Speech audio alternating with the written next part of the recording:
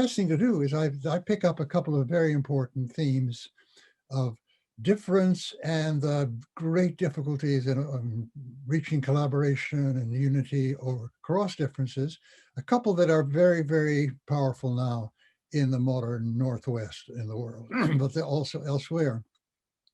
And I'll pick two, but I'll talk more about one. The one that I want to talk less long about is when big difficulties arise, big divisions arise around immigration. And the type of difficulty which is quite usual here in certain parts of the modern Northwest, and I want to explain that in a minute, is that for a large number of immigrants from a new culture or religion unfamiliar to the home population arise, there's a kind of fear, and the fear expresses something like, will these people change us? Or even there's this famous expression in France, will they replace us? Qui vont nous remplacer, right? The idea that somehow our present culture will become unrecognizable and I'll be living in a society that I won't know where I, how to behave anymore. This is much more common, as you can imagine, in Europe than it is in the Western Hemisphere, because most Western Hemisphere societies have been receiving immigrants for a century now, even more in some cases, 2 centuries. And so they're used to the process which always involves immigrants from a certain origin tend to band together, clump together when they first arrive. Indeed, if thinking of the Indian context of a lot of people coming to these large metropolises like Mumbai and so on, the same thing happens. People from different regions tend to clump together. And that's for the obvious reason that if you arrive in a new place and you don't know anybody and no one can give you a job, is very, very difficult. Whereas if you have a brother-in-law in Montreal or a brother-in-law in Mumbai and you're coming from Gujarat and so on, you can maybe get a hint of how to adapt yourself. But that this kind of clumping together is something that dissolves over time. The next generations in the new society, in new city in India, or the new society in Europe or America tends to integrate. But you find in Europe a great deal of fear around this in post-war period. In Netherlands, for instance, people say to me nervously, but they're all living together. And I say, of course they're all living together. How are they going to survive? But what happens to the next generation? So that is one of the really big tensions that are existing. There's another tension which connects, unfortunately, with this first one that I want to talk more about. And that's about the tension around equality. See, there are in all these societies, that even societies that think of themselves as homogeneous and getting on fine, and we all agree, there are very often implicit hierarchical understandings, some are explicit, but certainly they can be very powerful as implicit. If you think historically, of course, that immediately applies to the relation of men and women. It was just assumed that women would take a lesser role, that they wouldn't be acceding to certain jobs and so on. But you can see it also in the case of race relations in the United States. The United States has never got over slavery in a certain sense. It still exists in the form of a feeling, particularly among non-elite whites, that their, as it were, superiority or their difference to the Blacks is something that they hang on to because it's something that gives them a certain sense of importance in relation, in the context of their relation to elite whites. But this is not an exclusively American problem. I immediately mention a Canadian case so that you don't think that I'm simply using the usual anti-American superiority that Canadians often exercise. In all, let's call them settler societies, that is societies where in the 17th century Europeans arrived and they were indigenous peoples, the issue of indigenous peoples being considered less important, their interests less served and so on, is a real problem in Canada and the States, Australia, and so on. And this whole issue of implicit hierarchy is one that has come powerfully to the fore because the ethic of the Universal Declaration of Human Rights, if I can put it that way, which was declared in 1948, has more and more gained ground in all democracies, but in particular all Western democracies, so that people that were formerly considered as were fitting lower in the hierarchy are no longer accepting that. This is obviously the case of the feminist movement, but you see this with Black Lives Matter and so on and so on. And the great tensions arise around that. And these tensions are expressing themselves in what people call right populism. That is, I'm thinking of Trump in the United States, of Marine Le Pen in France, of Geert Wilders in the Netherlands, of the AfD in Germany, and so on.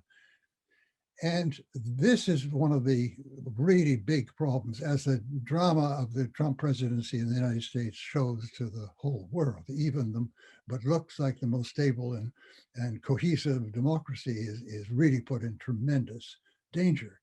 And this populism has been helped along by certain other contributing factors. And one of them is the power of the whole of the neoliberal idea that markets can do everything that you want them to do, including not only promoting growth, but promoting fair distribution, which they don't do. The result of commitment of a large number of Western democracies, consciously or unconsciously, to this neoliberal idea has been that with the development of globalization, there are great areas of Western democratic societies which were formerly their industrial areas and are now rust belts. I'm thinking of the United States, for instance, the Middle West, and in that diagonal in France running from the Northeast down to the Southwest, where you have the same kind of thing, and where the vote for Le Pen is very powerful, even as the vote for Trump was in the American Midwest. So this has been, we have a situation of people whose life chances have been radically downgraded, or between generations. And the parents the father had a decent job with General Motors, but the children can't get anything more than very temporary jobs, ill-paid and with very precarious. And same thing in Lille in France and so on. So they turn to these great hopes, as it were, partly because these people also play on this implicit hierarchy and saying, instead of helping you, the liberal governments have just been handing out goodies to giving rights to Blacks, women, et cetera, et cetera, et cetera. And that creates the resentment around populism. Now, what is really interesting about these is that they are battles about what you could call the definition of the political identity of the societies concerned. What is it to be an American? What is it to be a Canadian? What is it to be a German, et cetera? And these battles are tremendously severely fought out and with a great deal of animus. And this is what is threatening to pull these societies apart. I would even say in the American case, you have something like the combination of the two problems I'm talking about, in that in the Republican Party, you had this weird alliance around something called conservatism, which I still no one can understand from outside America, in which a series of demographics, well, poor whites in general, whites who love guns in particular, whites who are evangelicals in another particular group, and so on, have banded together because they actually fear being swamped. I mean, the fear that I talked about in terms of immigration now is a fear that the immigration to America will put them in a minority position. And you have the whole action of the Republican Party, vote suppression and so on in recent decades has been to hang on to power in spite of losing the demographic majority in the United States, right? So how do you get out of this? Well, that's a very, very complicated question, but this is one we're all working on in the West, because the end of this kind of road can be the creation of a non-democracy or a rigged democracy. The Hungary is a good example today of a rigged democracy. In theory, the government could be voted out, but there's so many roadblocks created in various ways that it's extremely unlikely. And that's, of course, what the Republicans and Trump were trying to do also in the American case. So the way out is very complex, but the way involves something like converting people to another definition of the national identity. And this is one of the most interesting and most fraught. But I'll stop here because I've already gone on too long. Though obviously we who are worried about democracy in Western societies, this is a number one issue of how to get out of our present impasse. So let me stop here and we'll hear what the others have to say.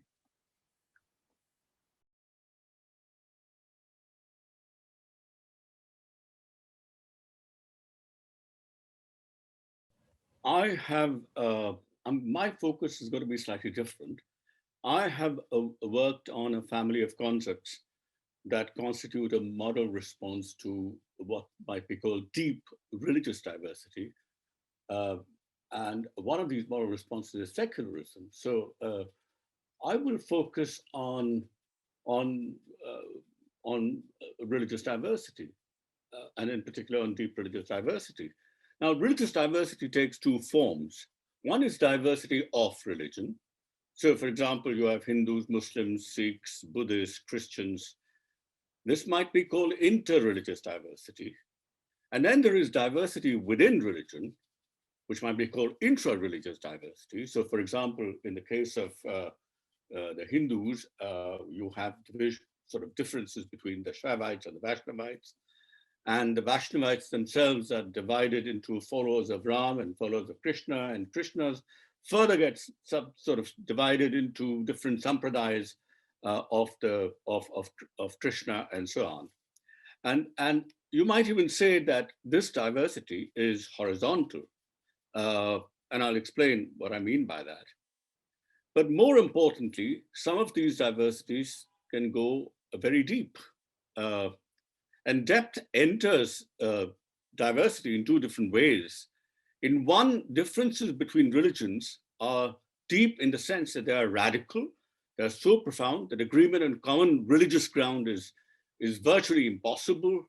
And so if you're looking for a common ground, which is so central to a political identity, of a certain kind of political identity that Charles was talking about, then you have to look elsewhere. So these cultures, or religious cultures, as I said, are virtually incommensurable. Their background assumptions and the presuppositions of the religious cultures are such that they can't be shared. And of course, these are manufactured. So for example, you have differences between, say, folk Hinduism and a very doctrinal Islam or Christianity. I mean, their background assumptions are so different that one can say that if these religions coexist, they coexist despite deep diversity. And I said that this might be seen as horizontal, meaning that they're roughly all above surface, they're visible, they're explicit.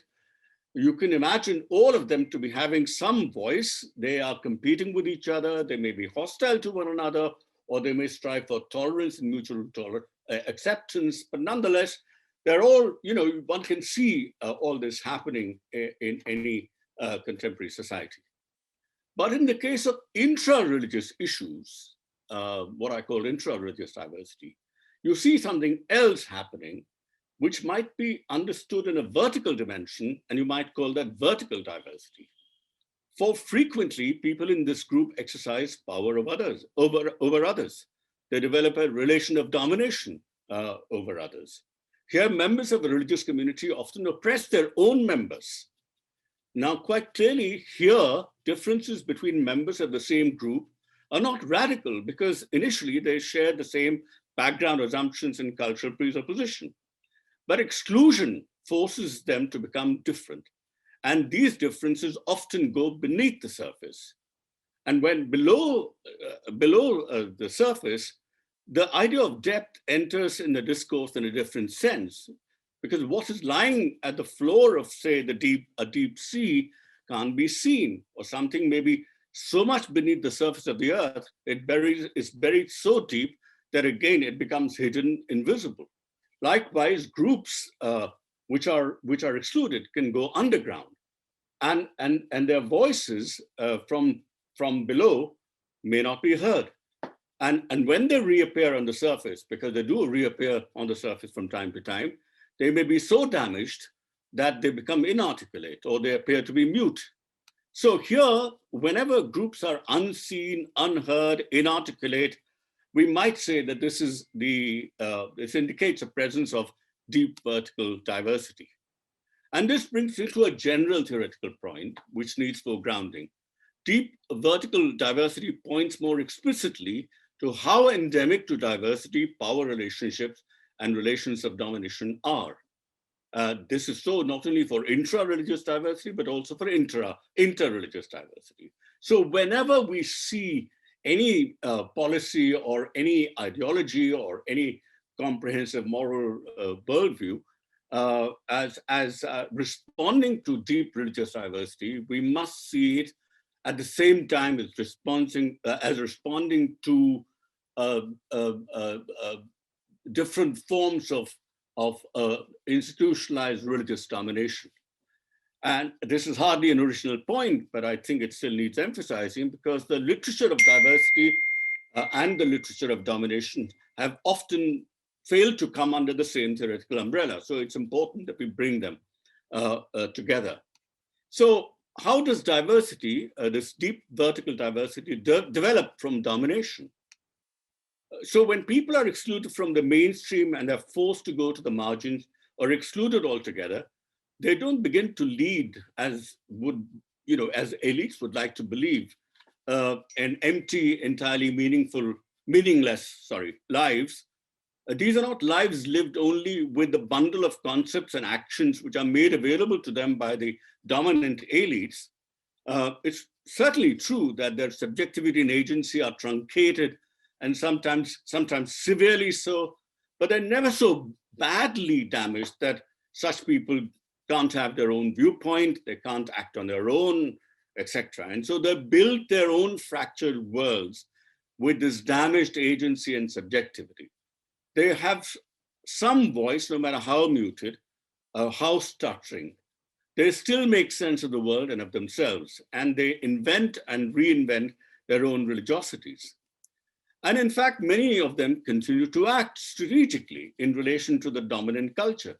They don't totally submit, they don't comply completely to those who dominate them, they defy them, they resist them. This resistance is not direct, it's not open, it's not public, but it's still there, even in acts of deference and subordination, a point made eloquently by James Scott. So let me provide some examples of this, and then I'll stop. Take, for example, Adivasis in India. Now, Mundas, for example, in Jharkhand and Orissa and Bihar, they developed their own religion, Sarna, which is centered on sacred groves. They have been nature worshippers, and they continue to be so. They have their own distinctive festivals, Sarul and Jitya. In the late 19th or 20th century, many of them strategically classified themselves as Hindus. But as I said, this is for a strategic reason, because they had very little to do with upper caste Brahminical Hinduism. Or consider Madhuran, meaning those who carry something on their back. They too worship their own deities, and many of these deities are malevolent, Kurupaswami, Mariamma, and so on. Then you have the Pardans. I mean, these are three of the many different Adivasi communities that exist in India. And they, the Pardans, who were formerly bards and chroniclers of the gone Rajas, they bury their dead and they perform ancestor worship. And there are examples from the past too. The Vachanas of the Hoyelas in Karnataka and Andhra retain their origin myth, that they owe their religious existence to the Pratillo marriage between a Brahmin girl and a Shudra boy. this Shaivism, the early Shaivism of the lower caste, is very much like the later Vaishnavism of the Ramanamis. Or consider, for example, the Musaharas in Bihar and Eastern UP, who have their own rituals, such as taking bath in boiling milk while worshipping their ancestors. They have their own local deities and so on. But the point that I'm trying to make is that in discussions of what are Indian religions, and even when we discuss something like Hinduism, there's hardly a mention of this. And you really have to work hard in order to bring them out into the public domain. And much the same can be said about women and women religiosities. I'm thinking of the vachanas of Akka Mahadevi, and I'm also thinking of Mirabai, who refused to join the competing sampradayas that were there in her time, and who asserted her individuality and eventually proclaimed to be a disciple of a Shudra Guru Ravidas. So, in the end, I'd like to say that we really need to think about religious diversity in these multiple complex senses intertwined with different forms of domination. Secularism itself, I think, has to be redefined not only as a response to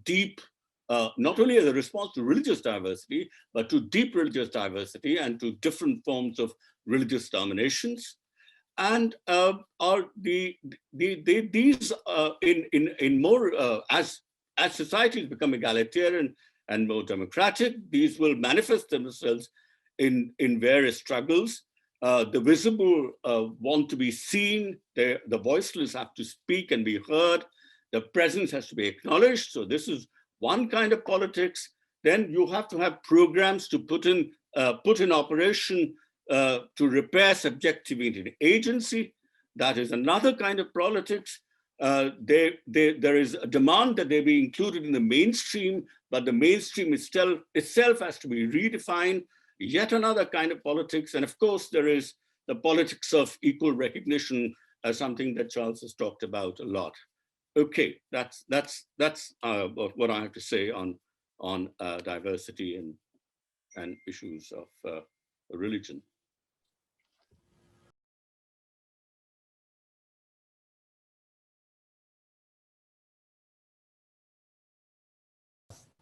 Yeah, thank you very much for organizing this and for the two inputs you already gave.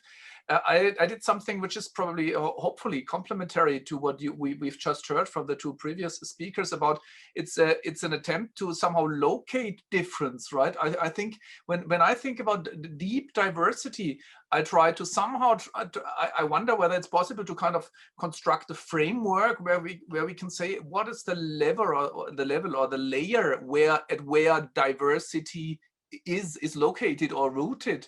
And this, it's important to separate from the strength of feeling different, right? If I want to pick on what Rajeev just said, I mean, people who share one religion, right, might hate each other much more, or might feel much more different. I mean, at least it's much more urgent or important. The difference, for example, between Protestants and Catholics at one point was the thing that really defined their identity, and they didn't really care much about what people in let's say from a Hinduistic or Buddhist background or so said.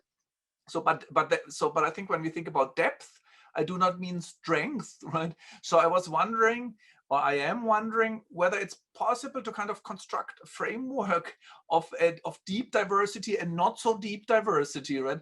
And I think it depends obviously on the frame of reference, right? The more there is a shared frame of reference, the less deep is the diversity, I would say, right? And so I thought about how would I go about it? And I thought, okay, let's take two supporters of football clubs or soccer clubs, like one is supporting, let's say, Manchester United, and the other is supporting Real Madrid, right? So I think actually there's not much deep diversity there, because they are both they both deal with soccer and football clubs, and they have a good understanding of what the other means. It's really like a cleavage, right? The frame of reference they share, the identity, if you so like, is very, very similar. There's just this one point of difference. I support Real Madrid, you support Manchester United, which gives a very clear line of differentiation, right? So we have a lot in common and share, and there's only this one point that defines a cleavage. I mean, it would be very interesting, and then it becomes interesting when we change the level, and I am a football fan, but you prefer baseball, let's say, right? So okay, now the obviously the diversity is a little deeper. Soccer is in some respects incommensurable to baseball, but there is a strong shared frame of reference, namely sports in modern society, right? So actually we can talk a lot about what it means to support a team, what a season is, who is the champion, what the expectation of self-efficacy does to players, or who is a star, and so on. And so now the diversity is bigger, but there's still this commonality. We both share the frame of reference of sports. And then it becomes even more deep, so to speak. If I say, well, I dedicate my life to sports, well, for me, the sportive events are what makes my heart beat. And you say, oh no, I dislike sports. I'm in favor of arts, right? I'm into music.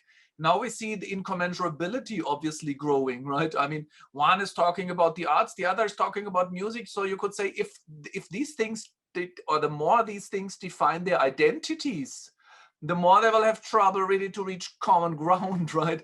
But normally it should nevertheless not be too bad, because there's still a common frame of reference. Let's say if they live in a modern kind of Western style, or maybe colonially influenced societies, I don't know what is the right way of putting it. But the thing is, as long as we live in a functionally differentiated modern society, right, we know what it means, the sphere of sports and the sphere of arts, and actually they both belong to the to the sphere of leisure, right?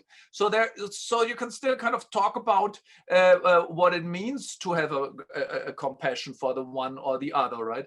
So, but after that, now I think we only reach the level of deep diversity, and that starts when it gets really, when they both really have difficulty to understand what the other means when he or she says, I love sports, or I love the arts. And if you would have to ask back, well, what is sports, right? Because in my language, in my culture, I don't have a clear understanding. I wouldn't actually separate the two, right? Isn't that the same? Dancing as sports, dancing as arts, I don't get the difference, right?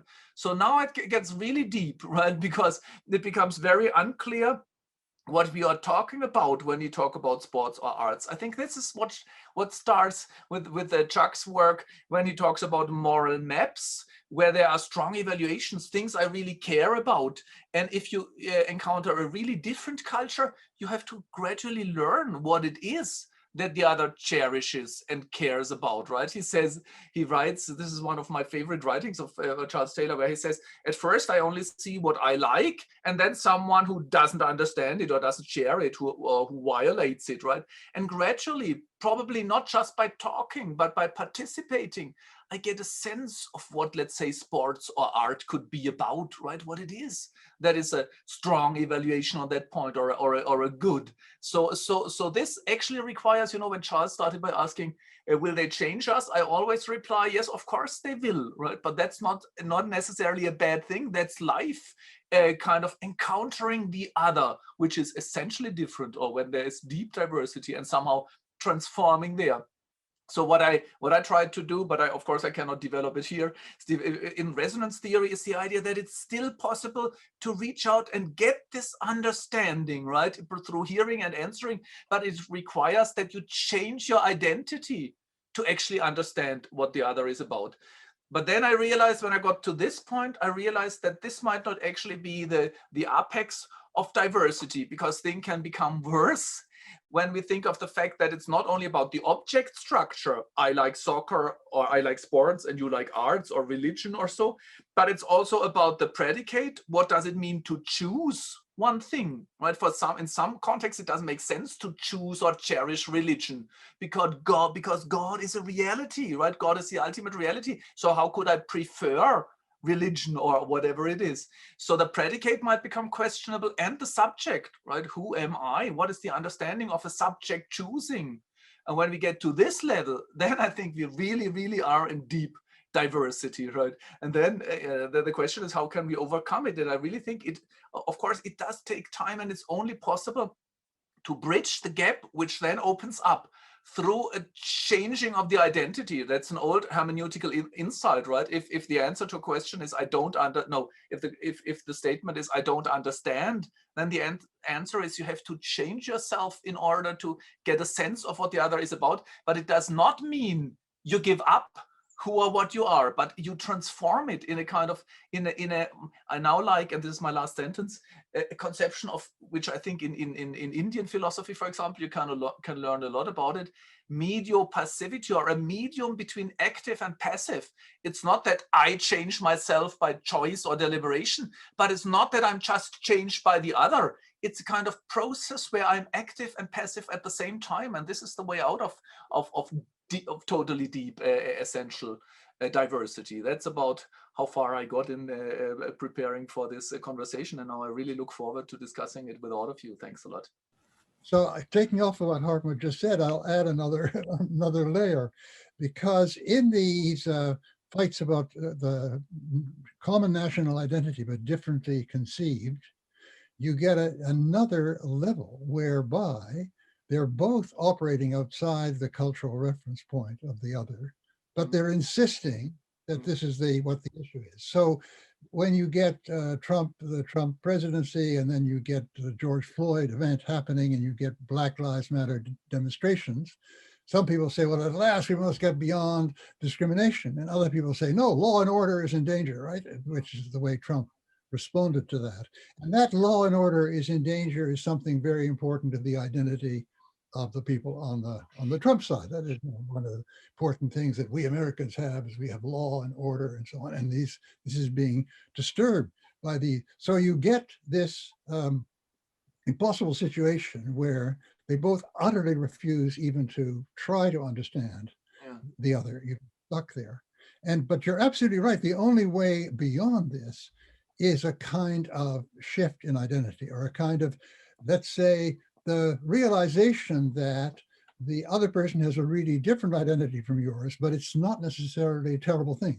These differences exist in the world, and we're both citizens of the same country. So let's maybe try to come to an understanding.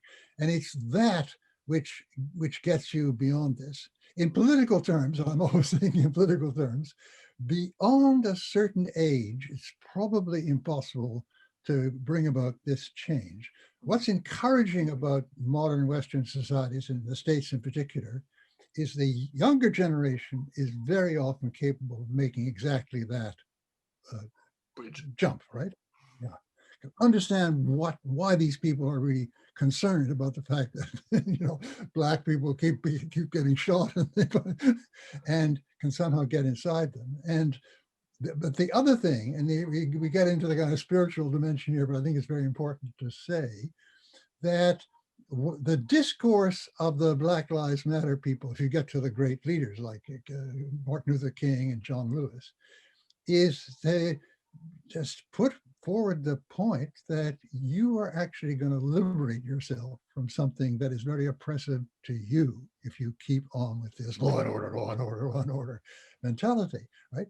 And there's a kind of liberation that comes from being able, now I can breathe and I can recognize the other, and I can move in this new world. So there's a very powerful argument on one of these sides here to precisely break into that area where you say, this is another identity and it's deserving of respect. Let me try to see what makes it work.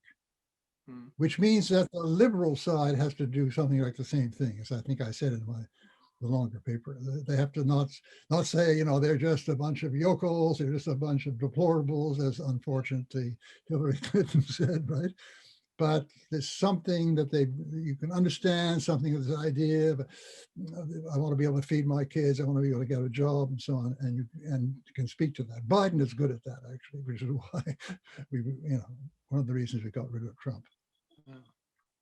So I'll step in here with 2 points. One is, if we talk of the same point that Hartmut made in religious terms, then I'm reminded of what Wilfred Cantwell Smith, both Chuck and I admire him greatly, what he once said about Buddhism, and he was talking about earlier Buddhism, pre-nationalist Buddhism, as it traveled into China. And he said about Buddhism that although it's a missionary religion, what it says to people there is not that you accept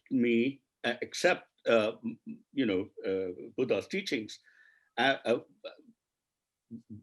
by giving up your teachings or by giving up your religiosities, but that you accept it and embrace it while keeping your religiosities and your viewpoints. And so it's not one at the cost of the other.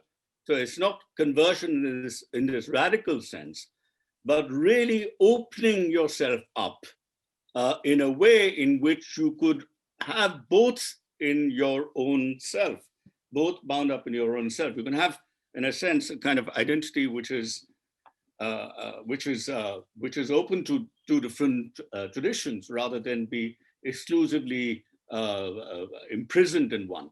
And I think that sort of brings me to the point that Charles made. I think even more, I mean, there is a certain mode in which people interact with one another, which requires as something very basic, is open-mindedness. And as I mean, in the case of the immigrants, earlier, as Charles was saying, they are ghettoized, and then over a period of time, as they open up to the resident culture, they begin to integrate with them. But there are so many different ways in which this open-endedness and this capacity to listen and absorb and to receive other cultures is prevented by negative stereotyping, by threats, and most importantly, by violence, which is the biggest sort of conversation stopper. And that is why, in modern democracies, unless this aspect of modern democracy is strengthened, whereby people can remain open to receiving others rather than being closed off into their own ghettos, and on both sides, I do not know how we will advance any further in any part of the world. Yeah. I mean, I have two questions at this point. I mean, one is what that actually requires. I mean, if I'm, the question is, does this kind of what Rajeev just was describing, right, embracing or accepting the other, right, while not giving up one's own position, does that somehow require moving beyond the Aristotelian logic? I would almost say, right? I really, because I mean, if you look at it in kind of cognitive terms, right, you normally would think either one set of beliefs is right or the other set of beliefs is right, right? I mean, either it's what Buddha says or it's what Jesus says. It cannot both be true on a logical level, right? So somehow you have to kind of give up the idea of this simple truth. It's a statement can only be true or not true. It cannot be true and not true at the same side. So it's kind of almost taking an aesthetic stance towards religion that allows you. I mean, maybe not, but well, I mean, this. I think it's very important not to see, religious or other worldviews in terms of propositional truth, whereas Aristotelian logic would apply. Yeah. But see it in terms of experiences and aspirations. And I think there is nothing contradictory about having multiple aspirations and having diverse experiences and assimilate all of them into one's identity. So I really think that it's possible to be attached to more than one, what should I say? More than one set of beliefs or something. Belief systems. To have more than one teachers is very common, and to define yourself in relation to the teachings of multiple things is within certain limits, of course. I think somewhere, you'll have to prescribe those limits. You can't have, it can't be a complete relativism, but I think a genuinely pluralist identity is very much possible. The idea of multiple allegiances and multiple belongings. And that's why when I was quite provoked by what you said, that this is something which is available in I would say, some discourses within Indian traditions, not in all, but certainly some very important discourses. You alluded to that, Hartmut, and I would very much second that. Yeah. But we have to distinguish between religion as a path and religion as a set of propositions you believe. Now, between Saivites and Vaishnavites, they probably have a lot of propositions in common, but they have they're drawn in a different direction, different kind of ritual, et cetera, et cetera. And I think the same is true between, like Christianity, Buddhism, Islam, and so on. That if you get to the level of propositions, there's going to be disagreement. Yeah. But the really important commitment is a commitment to path. I mean, everybody should to a certain way of praying or meditating. I'm using this word path as a term to describe the practices with which you hope to advance, right? Because all these religious beliefs point to a certain possible transformation, right? Which is much better, being a saint, being a tzaddik, etc. That they point to a possible transformation of yourself. And it's as the Dalai Lama once said, you can't put a sheep's head on a yak's body. It may be impossible to put all the practices together, but you're in one practice. But it doesn't mean that you want to rush out and deny the propositions of the other, because after all, none of us really understand the depth transformation we're aiming at in our lives. And so it's a quite different issue. The issue of, I believe this, therefore I must disbelieve that, is a quite different issue from, I'm on this path and you're on that path, and I wish you the best on your path, and I'm quite interested, even in knowing about it. But this is the one that I'm giving my life to. That would actually bring me to the second question I had, because I think Charles wrote something about in your multiculturalism and other writings about Canada, which I think then Rajeev applied to the situation in India, namely, what does it take for, let's say, for people of very diverse background, which don't share. I think Charles said, that the Quebecois, the Francophones, have a different sense of community and of belonging and of subjectivity, even, that I take it, right? Because the other ones have this set of human rights and the liberal mindset, so to speak. And you somehow seem to construct that they nevertheless share a sense of belonging together, not because of what the bottom is, the ground, the common frame of reference, but more the common goal, right? The common project or so, right? So I wonder, so I think India is the radicalized version of this, right? You don't share a religion, a language, a political identity, whatever it is. So what can it be that nevertheless gives you a sense of belonging together? And I think so we should not seek it in the ground, what we all have together, but in the kind of project we want to construct this through the different paths. Yeah, I think Chuck. Yeah, our situation, geographic, etc. How can the common good we best work for bringing about a common good for all the people who are? We're kind of, in a way, forced together on the northern end of the American continent. Otherwise, we'd be swallowed bit by bit by the United States, which for a variety of reasons we're not keen on, right? So there we are, we're together, fate throws us together, how can we work together to realize the common good? And that, I think, and there, differences can be seen very positive. That is, people arrive with other skills, with other outlooks, which are really contributing something. I mean, just if only because in a globalized world, the more people you have who have multiple languages and so on, the better you fare economically. To put a very crass example, of people coming from different areas of the world, provided they maintain their language as a second language, add something. And in all sorts of other ways, they culturally, religiously, and so on, they do add something. So that's the multicultural vision that we think of you, and you arrival, you're a possible plus. You're going to give something that we wouldn't have had otherwise, right? And then that's where, in Quebec, the wrong view, which sometimes emerges, is, will they change us? No, this terror that they're a danger, like a kind of virus is coming in here that can damage us. But I mean, while it's absolutely correct to say that we can have two ways of building a narrative, one which is focused on the past and another which is focused more radically into the future.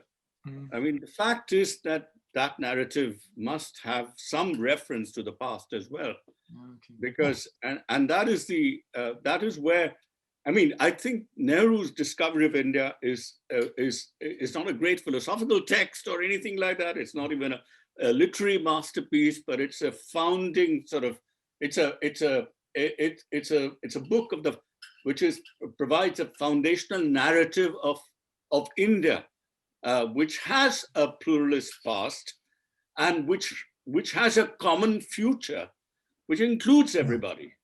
And that's exactly what is deeply contested by others who think of the past as one heroic people being constantly invaded and disturbed by others, and there being a deep division between these original lot and all the people who've come in and invaded, and how these divisions are frozen, and the only way forward is to somehow, in different ways, get rid of these others, and that's the only way that we can sort of move into the future. So I think the past and the future. I mean, I think the emphasis, of course, is going to be there, different emphases on past and future, but nonetheless, the two will get in somehow. They will have to be woven together. Well, yeah, but they're always woven together because we're talking about narrations, right? Yes. So take the American case. So Obama he took this phrase from the American Constitution building, in order to make a more perfect union. So the idea is we are on a path. That's our path from the beginning, when we wanted to build an equal republic, but it has to be continually made. And he was responded to with the Tea Party, which is pointed back to an event in 1774 as being the peak event, which we were in danger of losing. It's exactly the same kind of, you find exactly the same kind of as it were, fight between two narratives. And both narratives have to define past and future.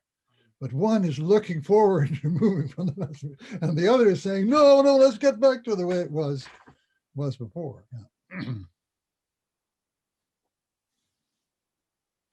Do we want to open it up? I think we should. Yeah. I don't know if you can read that. There were already a couple of questions from the audience. Let me read out the first one from Karan Sharma. It's directed towards Hartmut. And he asks, isn't human subjectivity inherently diverse and capable of holding not only diverse, but mutually exclusive sets of identities, beliefs, and personages?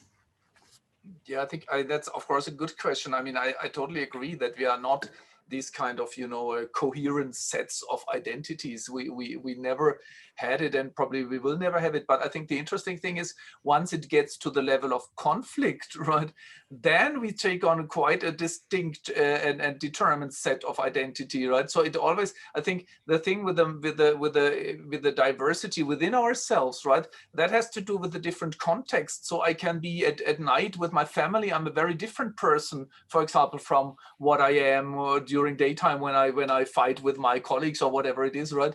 But in a certain situation, right, of meeting people, and for example, if you are in a religious or political conflict, then I think normally identities are relatively they are relatively stable and hardened, right? So, and that's of course where conflicts come in. I mean, the other thing is, I mean, I'm really moving, I'm shifting a bit, because when I was in former times, I thought this idea that we can have totally inconsistent identities or even beliefs, right, is somehow a flaw or doesn't work in the long run, because identity requires that you have to be clear about who you are.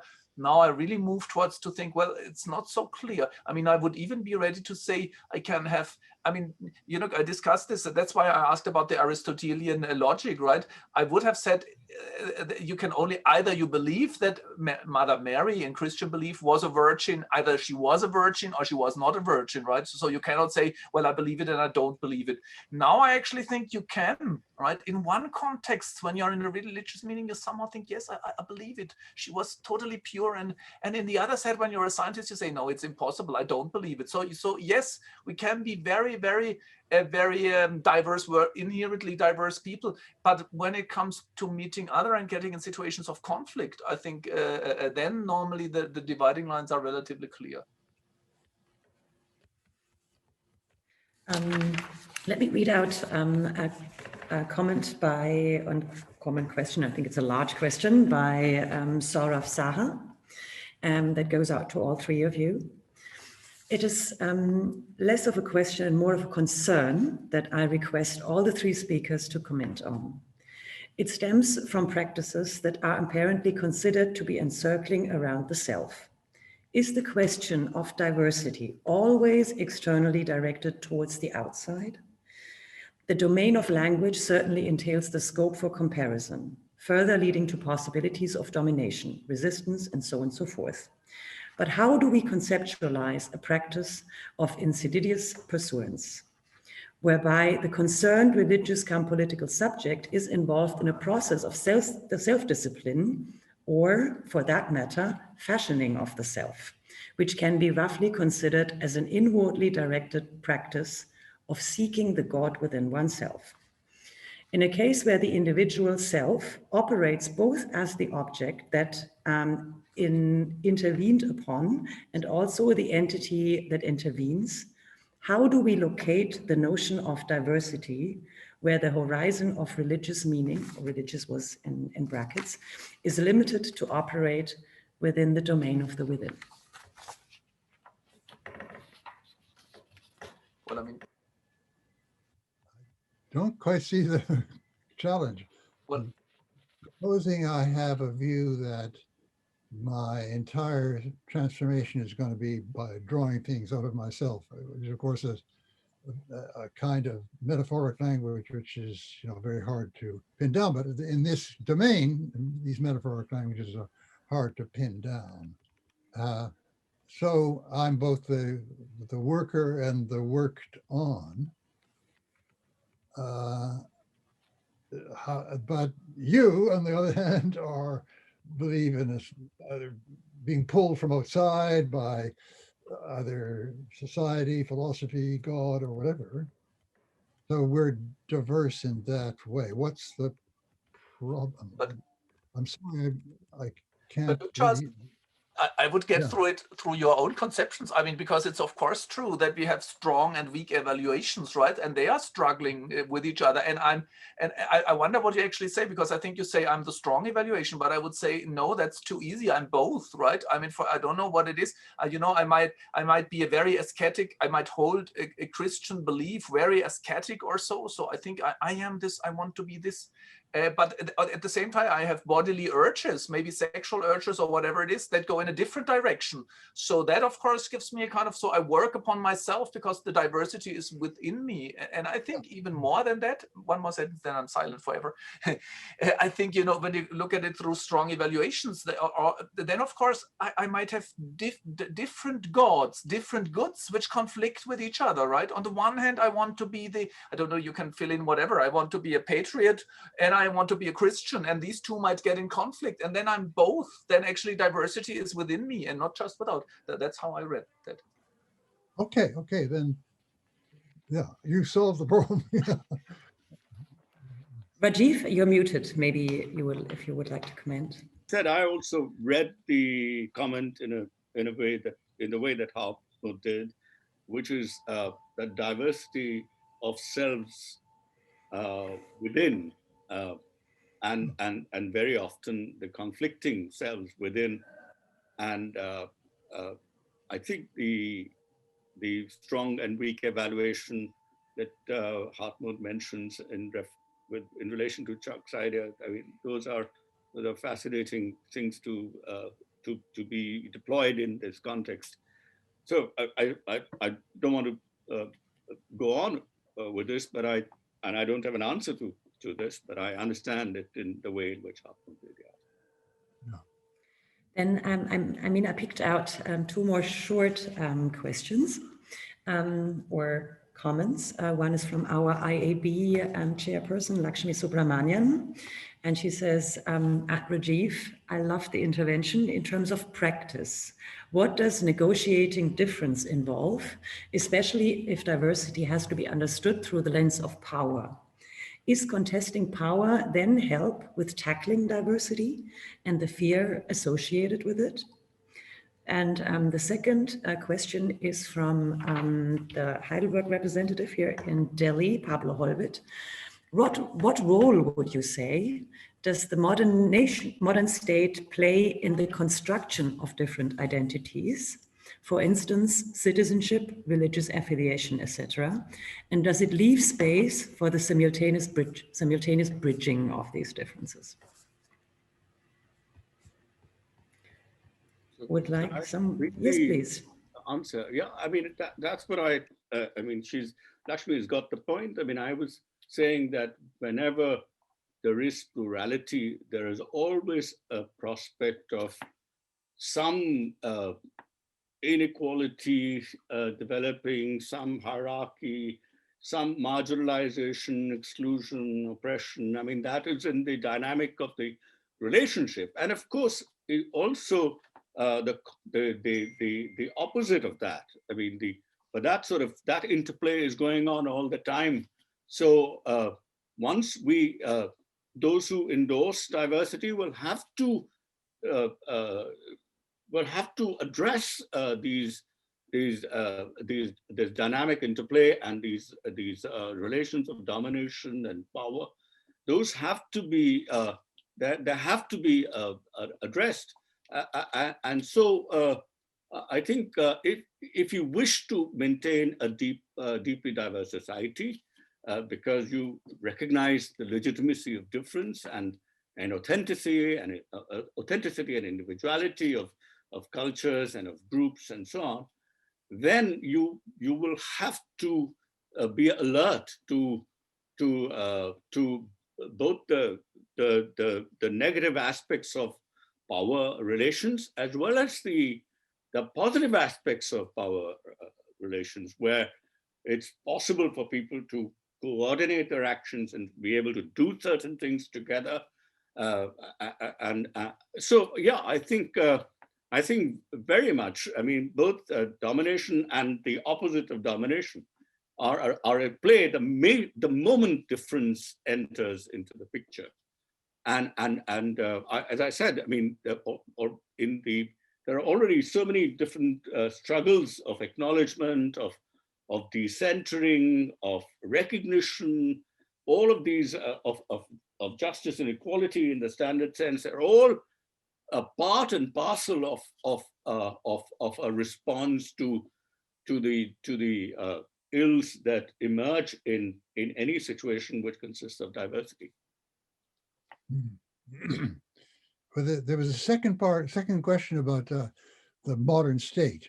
And I think you could say the modern democratic state creates a set of possible identities which you're called upon to take on as a citizen. So as a citizen, you're supposed to participate in voting, participate in taxation, participate in all sorts of ways. And you're, as a citizen, you're supposed to think seriously about the issues and take a stand and work for that stand and so on. And we all know people, even in those societies, who just aren't interested in that. They would live, in a modern democratic society the way their grandparents lived under the Austro-Hungarian Tsar. I mean, you just go about your own private business, and of course you pay your taxes because otherwise you get put in jail and so on. But you don't have any opinions, and you don't fight for any opinions and so on.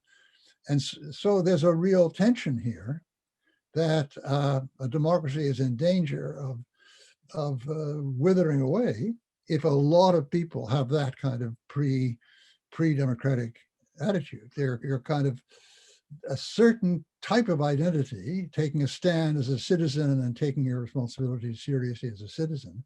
A certain kind of identity is a requirement, not that one individual here or there can't do it, but if enough people didn't take up this identity, the whole way of government, the whole system would be in danger. But if I may add to this, I think the problem, actually, I would say the problem with the modern state, of course, or with modernity generally, like Zygmunt Bauman has written about this, right, is that it forces us to always to give ourselves very clear identities. You have to decide if you are German or English or so. You cannot be both or in between or something different from it. I am either a German citizen or a French citizen, for example. I'm either a Catholic or a Protestant, right? You always have to make very clear-cut decisions. Even I have to decide if I'm male or female, or maybe it's not me who decides, it's the others, right? But modernity and the modern state, I would really say the modern state with the whole of the bureaucratic framework always forces you to have one unequivocal identities.